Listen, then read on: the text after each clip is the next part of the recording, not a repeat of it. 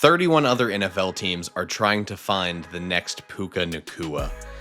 A fifth-round pick out of BYU in 2013, Nacua became a Pro Bowler and second-team All-Pro as a rookie, has established himself as one of the brightest young stars, not at just the position, but in the entire NFL. Can any rookie have that kind of impact in 2025? Whether you're a diehard football fan, a fantasy football person getting ready to draft in the later rounds, or a dynasty guy looking for a long-term project, let's go ahead and dive into a few rookies that could have a Puka-like impact in 2025. Welcome to Best Available.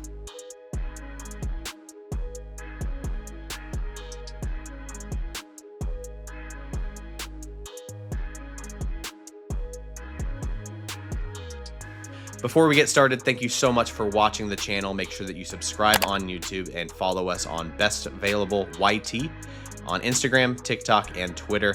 We'll be posting plenty of content in the coming weeks, months, hopefully years, so make sure to stick along for the ride. We're going to talk about a few rookies here in a minute, but before we even get into that, I think it's important that we establish that the most likely Puka-like breakout this year is no one. The odds of another player having a Puka-like impact in their rookie season is just incredibly unlikely. So I think it's important that we contextualize just how dominant Nacua has been, not just as a rookie, but over the last two seasons. Puka set not one, but two NFL records as a rookie, setting the rookie receptions record with 105 catches and the receiving yards record with 1,486 yards. The funny thing is one of those records only lasted a year, with Brock Bowers resetting the rookie receptions record, and that dude's just a tight end. The production tells us a pretty good amount, but what always impressed me, and I think it's why so many hardcore NFL fans are such huge fans of Puka himself, is that efficiency. And I think the best metric to kind of contextualize that is yards per route run. Now, if you're not a big advanced metrics person, yards per route run is probably one of the easiest ones to conceptualize. It's simply your receiving yards divided by the number of routes that you ran in a given season. Routes run isn't a typically available stat. You will likely find that at a place like Pro Football Focus. I'm sure there's another couple platforms out there where you can find that. But as far as yards per route run, anything above 2, in my opinion, is considered great, like an incredibly efficient season. In 2 years for Puka Nacua, he's at 2.92. This past season, he led all wide receivers, and this is just his second NFL season, at 3.23 yards per route run. And even as a rookie, he was fourth at 2.75, and the guys ahead of him are all bona fide NFL stars in Tyreek Hill, Nico Collins, and Justin Jefferson. The next closest rookie in 2023 was Tank Dell at 2.22. That means that Puka was averaging a full half yard more than Tank Dell for every route that he ran. Now, a half yard may not seem like a lot, but when you're running 600, 700 routes in a given season, that adds up pretty quickly. Production and efficiency aside, that's not all of what makes Puka such a great star in the NFL. It's his utilization as an outside and inside threat. It's his ability as a run blocker. I think the blocking, especially as a guy who's had to coach wide receivers at the high school level, it can be hard to get a guy that wants to just get the ball in his hands and make plays to buy into that. But Puka is probably one of the best blocking receivers in the NFL, if not the best. And it's an ideal pairing with a guy like Sean McVay that wants his receivers to get utilized in the run game to spring some big plays. So what are we looking for if we're looking for the next Puka Nacua, or at least some guy that can get close to that kind of production? As much as I want to talk about Matthew Golden or Travis Hunter or Ted McMillan, I think it's important that we look at these later round guys because there is some legitimate talent in the later rounds, and Puka was, a fifth round pick himself. Let's take a look at some of those guys that are in ideal situations as later round picks. Maybe that's, the right scheme or the right supporting cast around him so he fits a different role opposite another receiver. Let's find the right offense for him. Let's make sure that he can block and get on the field early. I think the number one priority for these later round guys, though, is we got to make sure that offense is, at least competent enough. The quarterback's competent enough. I just don't think we can look at a receiver on a team that's maybe like the Browns or the Saints. I'm sorry, Browns and Saints fans. The first guy I want to talk about here is someone that stood out to me before I even watched the film on him, and it was just during televised broadcasts. I was like, who the heck is this guy? And that's Pat Bryant, third-round pick out of Illinois, selected by the Denver Broncos. This is a guy that screams to me alpha X receiver. He may not become that right away. I think he will have some kind of role as a rookie. But the tape in Illinois was just like a guy that's, physical, good size, and I'm going to put the team on my back in big situations. And the guy had 3 game-winning touchdowns in college. I think that's all you need to know about him in the clutch. One of them was just an insane, like, let's just throw a deep dig and go across the field, get some blocks set up, and, a miracle win for Illinois.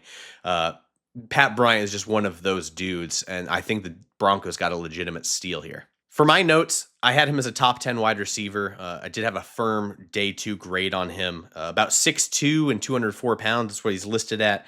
He has an ideal frame as an outside receiver. He's also pretty dang physical. I think what I like about him, he's got that physicality and body control to be a legitimate contested catch threat, fight off press coverage at the line of scrimmage. I wouldn't say he's a bad athlete, but I wouldn't say he's explosive or a legitimate vertical threat.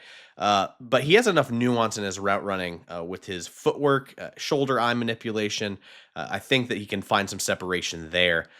And he can really shine after the catch. Again, a big-bodied guy. I don't think he's afraid of contact. He is going to run through guys. Even if he's not breaking the tackle, he's picking up an extra 3, 4, 5 yards. And, obviously over the course of a whole season, that can really add up on the production side. One of the knocks is a potential Puka comp. I think he has the size and the effort as a blocker. I just think he needs to clean up the technique. I do think if you're wired the right way, that's an easy fix because he clearly has the want to as a blocker. He has the size. That can get him on the field early. I think he probably has the best situation of the 3 guys that we're going to talk about, and that starts with Sean Payton. A brilliant offensive mind, knows how to get receivers heavily involved in the passing game. Just look at Michael Thomas when Payton was at the New Orleans Saints, just, tearing it up for a couple seasons before injuries derailed him. And then you've got Bo Nix, this really promising rookie quarterback. He had a really strong season. You've got a legitimate supporting cast around Bryant where I think he can find that wide receiver 2 role pretty easily. Courtland Sutton is a bona fide wide receiver 1. I think it was very clear that defenses viewed him as the only reliable option in that passing game because, he had 36 contested catch situations when targeted last year. That was the 6th most in the NFL. Then you've got Marvin Mims, this legitimate field stretcher. Again, a little inconsistent, but he has that play speed. And then you've got Evan Ingram, this new addition at tight end or the Joker slot role. I think Bryant can fit in with those 3 in a really nice intermediate routes, maybe some quick games, some slants. I think there's very clearly a role for Bryant in this offense and one that Payton can get him involved early. I just think all of that culminates in a player that I really liked coming out of college. He's in a really good situation. I think the blocking can get there to get him on the field early. I think he's going to become a legit weapon in this role. And, let's say something happens to Courtland Sutton or another one of these receivers and he has to take on a bigger workload. That's where I can see that potential, Puka-like ascension. I'm really high on Pat Bryant. I do think this is a great landing spot for him. Let's see how he looks in the preseason. Up next, we got a bit of a different play style, but another player I really liked coming out of college, and that is Tory Horton, 5th-round pick out of Colorado State, selected by the Seattle Seahawks. A season-ending knee injury cut his 2024 season short, but if you look at the tape of last season in 2023, you see this really impressive, explosive, long-limbed, long-striding receiver who makes a lot of really fun plays.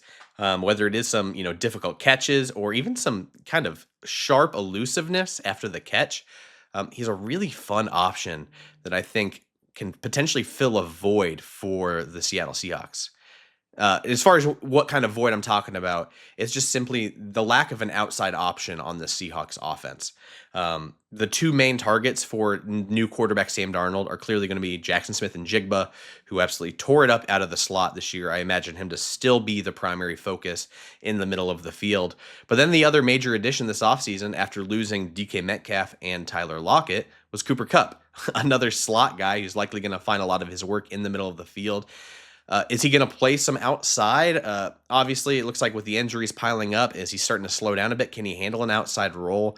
I'm very interested in how they're going to fill the outside of this offense because, in my opinion, I don't think the competition for Tory Horton seeing the field is one of those guys. I think it's actually another veteran addition in Marquez Valdez-Scantling. I know MVS is 30, and he has had some big moments, but hasn't been a consistent player over the last few years. But still an explosive play waiting to happen even at his age. Last season, only 19 catches for the New Orleans Saints, but averaged over 21 yards per reception, which is just a ridiculous number. Had over 400 yards and 4 touchdowns on that limited role. I think that's the primary competition for Horton here.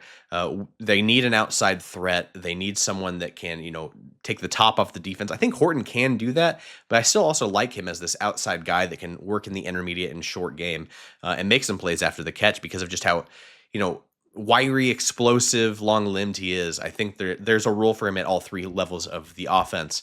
And frankly, I can't imagine the Seattle offense functioning without a reliable outside threat. 55% of Sam Darnold's targets last season were outside of the hashes. Still a lot of middle of the field work. And I know Seattle has these middle of the field options, but Horton's going to find the field early as a rookie receiver. I feel very confident in that. I like Darnold. I'm very curious how this transition goes. There's a lot of moving pieces, a lot of big changes on the Seattle offense. But I'm very impressed with Horton, a guy that despite his knee injury showed up to the combine and ran a 4.4 140. I don't see a lot of guys recovering from a knee injury still want to go out there and compete at the combine. So let's keep an eye out. I'm very interested. I think this is a real sleeper in the waiting for Seattle. The last guy on here, I wanted to make sure that we talked about a bit of a bully because I think the real reason Puka saw the field so early as a rookie was that he really lived by that motto of no block, no rock and became a very willing blocker in the run game. And a lot of coaching staffs, they're not going to let rookie receivers see the field unless they're willing to, dig deep and, grind it out for their teammates.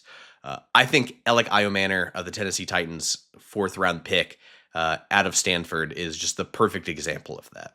Of the 28 wide receivers I watched in the 2025 draft class, Ayomanor was just the best run blocker of anyone I watched. And it was, obviously size at 6'2 and 205. It was more of demeanor and willing to finish blocks. Like he was willing to bully DBs. And I really think that helps with some of his limitations as a route runner. He's not particularly explosive. He's had multiple knee injuries over his career. But that threat of blocking, along with his footwork and eye and shoulder manipulation, that extra 100th of a second of a DB thinking, is he coming to block me, can leave him flat-footed and help Ayomanor create that separation. So I think that's where he sees the field as a rookie is, the Titans just don't have an X. They added a lot of different weapons to this offense over the offseason. You got guys like Van Jefferson, Shamari Dike. You still got Traylon Burks, and I think there's no one on this roster besides Burks that can fit that quote-unquote X role. But Burks has just really soured his reputation in Tennessee. A former first-round pick, he's just not been the player that the Titans are hoping he's going to be. I think Ayomanor can quickly compete for that role from Burks, take it from him, especially if he keeps locking in on this blocking stuff. Coaching staffs are going to love that. I think that effort is what you want to have on the field. I'll take effort over talent, most days of the week.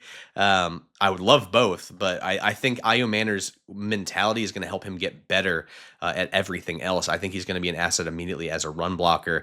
And again, I know there's a lot of weapons on this offense, but Ayomanor just has the frame and play style that I don't think any of these other guys possess.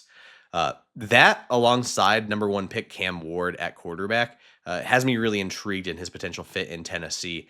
I love a good rookie-to-rookie connection because I think if that can work well as rookies, the future and the sky are the limit, right? Like there's just so much that can happen over the course of their careers. So it's a guy that I would have been disappointed in myself if I didn't mention.